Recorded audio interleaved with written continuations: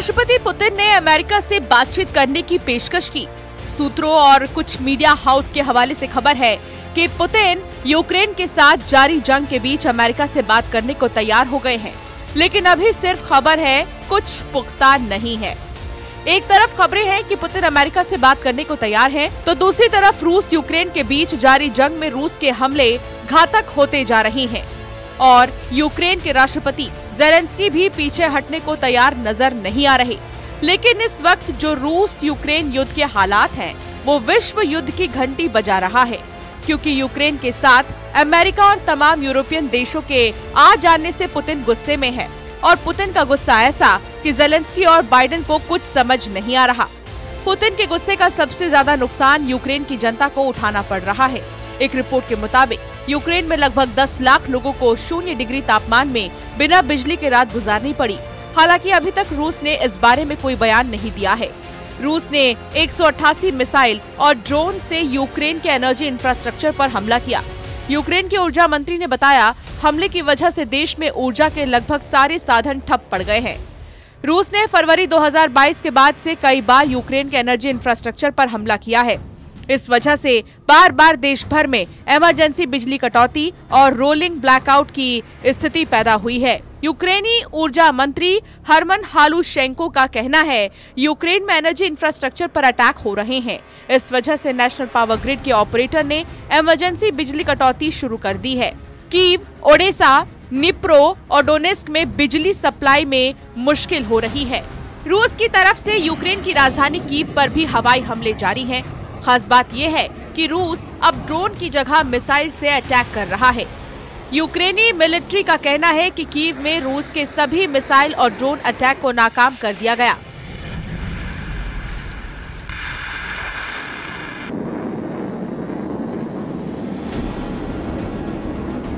रूसी कमांडरों और रक्षा मंत्री के बीच मौजूद 72 साल के राष्ट्रपति पुतिन इस वक्त वो जंगी फैसले ले रहे हैं जो न सिर्फ यूक्रेन जंग का फैसला करेगी, बल्कि दुनिया को ऐसे परमाणु युद्ध में झोंक सकती है जिसकी कल्पना शायद यूक्रेन और अमेरिका ने भी नहीं की होगी।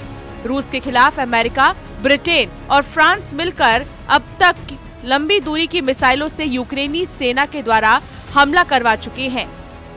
मौजूदा अमेरिकी राष्ट्रपति बाइडेन रूस पर धड़ाधड़ हमले करवा रहे हैं, जबकि 20 जनवरी 2025 को अमेरिका के 47वें राष्ट्रपति की शपथ लेने वाले डोनाल्ड ट्रंप इस वक्त कुछ नहीं कर पा रहे हैं। ऐसे हालात में पुतिन ने आखिरी जंग से यूक्रेन युद्ध का फैसला करने का एटमी फैसला लिया है। रूस यूक्रेन जंग के 1008 दिन बाद अब क्या हो रहा है?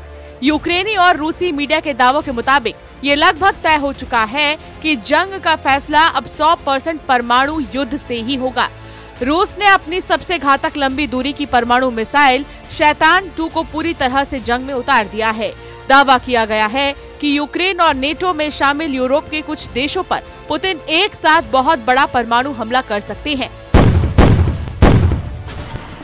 एक्सपर्ट्स अब जंग में परमाणु खतरे को चरम सीमा पर मान चुके हैं। इस परमाणु जंग के पीछे का उतावलापन राष्ट्रपति पुतिन से ज्यादा राष्ट्रपति जो बाइडेन को माना जा रहा है, जो 20 जनवरी 2025 से पहले रूस को तबाह और बर्बाद कर देना चाहते हैं।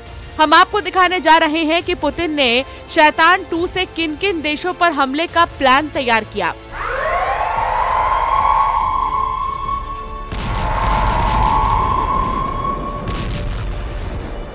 और इस वक्त रूस के एटमी हमले को लेकर यूक्रेन और नेटो देशों में क्या खलबली मची हुई है। रूस की सरकारी समाचार एजेंसी TASS का दावा है कि राष्ट्रपति पुतिन के आदेश पर RS-28 यानी शैतान 2 एटमी मिसाइल को हमले करने के आदेश दिए गए हैं। अमेरिका और यूक्रेन को ये परमाणु युद्ध की सीधी चेतावनी है। रूस के सामरिक मिसाइल बलों के प्रमुख कर्नल जनरल सर्गेई कराकाएव ने पुतिन के आदेश की पुष्टि की है। RS-28 सरमत मिसाइल को देश के शस्त्रागार में जोड़ने के लिए काम चल रहा है। कर्नल जनरल सर्गेई का कहना है कि अब तक 5वीं पीढ़ी के यार्स और एवांगार्ड मिसाइल सिस्टम को रणनीतिक मिसाइल बलों में पेश किया गया है। लड़ाकू ड्यूटी पर तरल ईंधन वाली सुपर हैवी सरमत मिसाइल को जोड़ने का काम जारी है।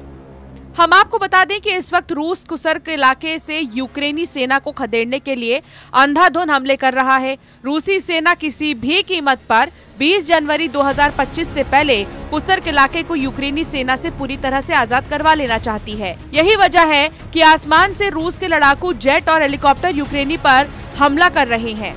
वहीं जमीन पर रूसी तोपखान, टैंक, बख्तरबंद वाहन और पैदल सैनिक यूक्रेनी सेना की टारगेट किलिंग करने में जुटे हैं। वॉरजोन से जो खबरें आ रही हैं, उसके मुताबिक रूसी सेना ने कुर्स्क के 40% इलाके से यूक्रेनी सेना का सफाया कर दिया है। रूस के इन खूनी हमलों को ना तो ज़ेलेंस्की देख पा रहे हैं और ना ही राष्ट्रपति बाइडेन बर्दाश्त कर पा रहे हैं।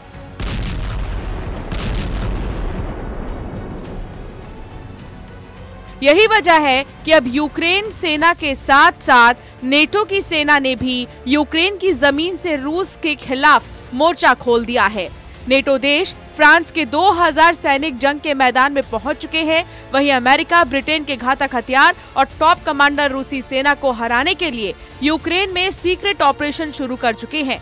नेटो देशों की जो तस्वीरें सामने आ रही हैं, वो परमाणु युद्ध का साफ संकेत दे रही हैं। कुछ जानकारों का दावा है कि अगर पुतिन परमाणु हमला करते हैं, जो इसके पीछे की सबसे बड़ी वजह अमेरिकी राष्ट्रपति बाइडेन साबित होंगे, जिन्होंने न सिर्फ रूस पर लंबी दूरी की 6 ATACMS मिसाइलों से हमला करवाया, बल्कि ब्रिटेन की 12 स्टॉर्म शैडो मिसाइल से रूसी इलाके कुर्स्क पर हमला करवाए। लेकिन जब से रूस ने यूक्रेन, अमेरिका और नेटो देशों पर परमाणु हमले के लिए एटमी मिसाइलों को तैयार करने का आदेश दिया, तब से यूक्रेन और कई नेटो देशों में सन्नाटा होने लगा है। जरा देखिए, पुतिन की शैतान 2 की एटमी मिसाइल से यूक्रेन, अमेरिका और नेटो देश कांप क्यों रहे हैं। रूसी रक्षा मंत्रालय ने पश्चिम को डरावनी चेतावनी देते हुए कहा है कि रूस की शैतान 2 यानी RS-28 सरमत मिसाइल से जवाबी कार्रवाई की तैयारी की जा रही है। शैतान 2 एक अंतर महाद्वीपीय मिसाइल है। इसका आकार 14 मंजिल इमारत के बराबर है, जिसमें 750 किलोटन के 10 परमाणु हथियार ले जाने की क्षमता है। इसे दुनिया का सबसे विनाशकारी हथियार माना जाता है। शैतान 2 25,556 किलोमीटर दूर तक मार करने की क्षमता रखती है। इसीलिए यूक्रेन के साथ साथ यूरोप और अमेरिका तक खौफ है। रूस के एटमी हमले के खतरे के बीच अमेरिका ने यूक्रेन की राजधानी कीव में अपना दूतावास बंद कर दिया है। इसके अलावा इटली, ग्रीस और स्पेन ने भी अपने दूतावास को हाई अलर्ट पर रखा हुआ है। इस बीच 3 नॉर्डिक देशों ने युद्ध अलर्ट जारी किया है। ये 3 देश हैं नॉर्वे, फिनलैंड और डेनमार्क। नॉर्वे, फिनलैंड और डेनमार्क ने अपने नागरिकों से जरूरी सामानों का स्टॉक रखने और अपने सैनिकों को जंग के लिए तैयार रहने के निर्देश दिए। नॉर्वे ने पर्चे बांटकर अपने नागरिकों को युद्ध को लेकर आगाह किया। स्वीडन ने भी अपने 52 लाख से भी ज्यादा नागरिकों को पर्चे भेजे।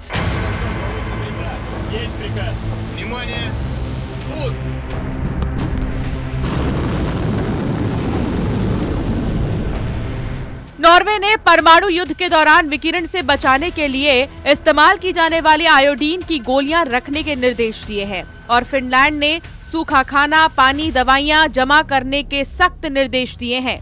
कुल मिलाकर 108 दिन से चल रही जंग अब भीषण परमाणु जंग में बदलने जा रही है। अगर पुतिन ने शैतान 2 एटमी मिसाइल से हमला कर दिया तो ये तय मानिए फिर इस युद्ध को कोई रोक नहीं पाएगा। ये खूनी युद्ध तभी रुकेगा जब सभी देश एटमी जंग में तबाह हो जाएंगे।